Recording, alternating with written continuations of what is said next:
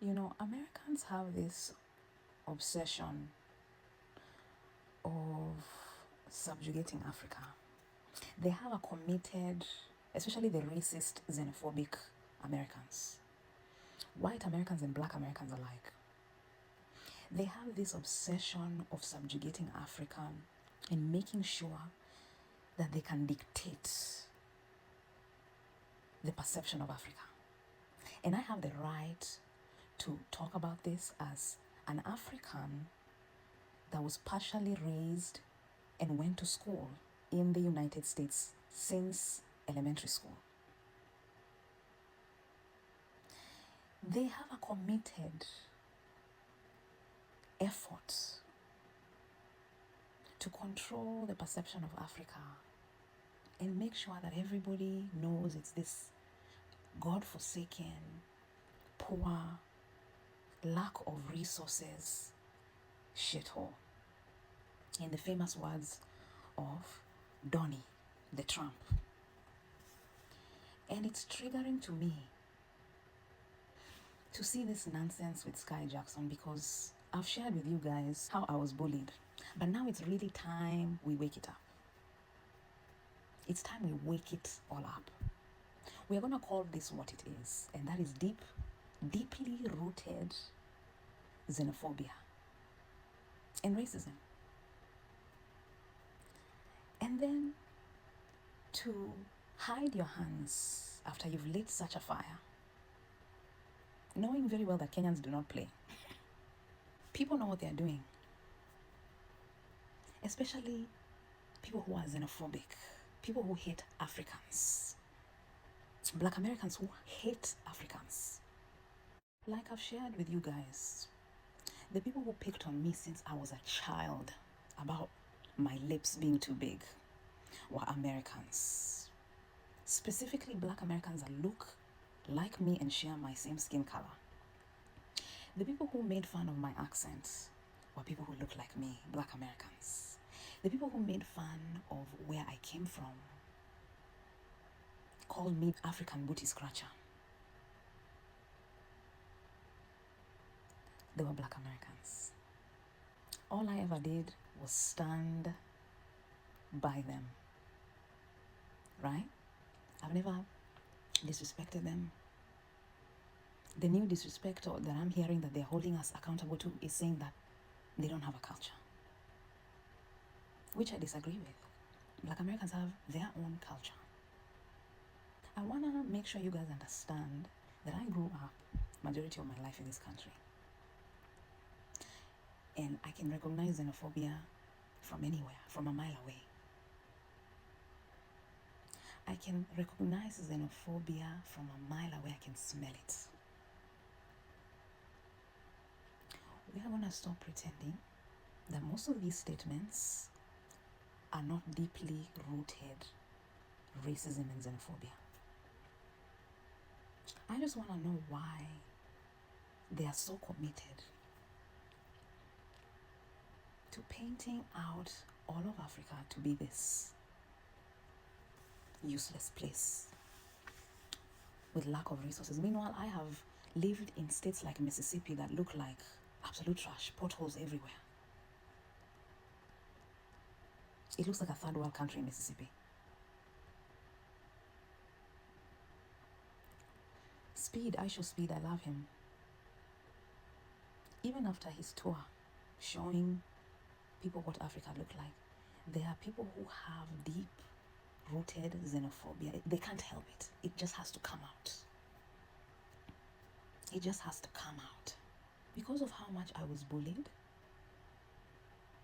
and taunted, to the point of where I started hating who I was. And my mother had to bring me back every time. I have every reason to hold a grudge against Black Americans, but I don't. I don't. You cannot hide hate. Hate will come out one way or another. Xenophobia will spew one way or another. As much as Skai Jackson is trying to make this one of those, oh, that's not how I meant it, that's exactly how you meant it.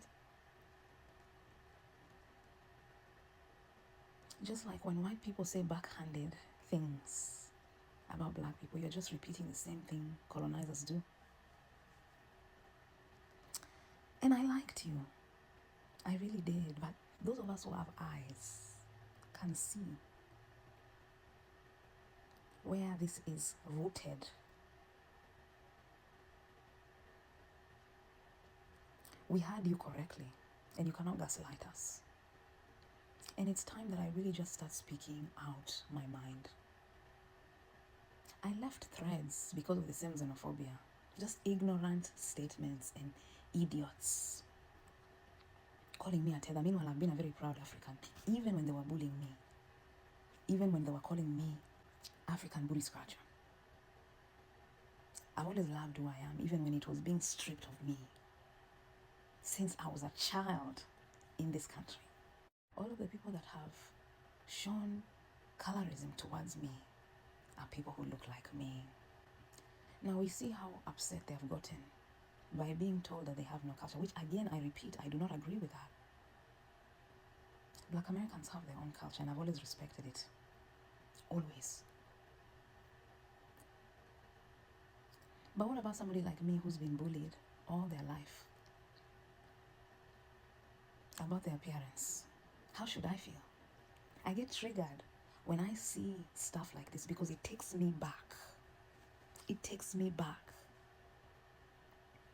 It takes me back to the mean kids in middle school. Oh, that's your house? When we saw a documentary about Africa and the hungry children, I get triggered. I get triggered.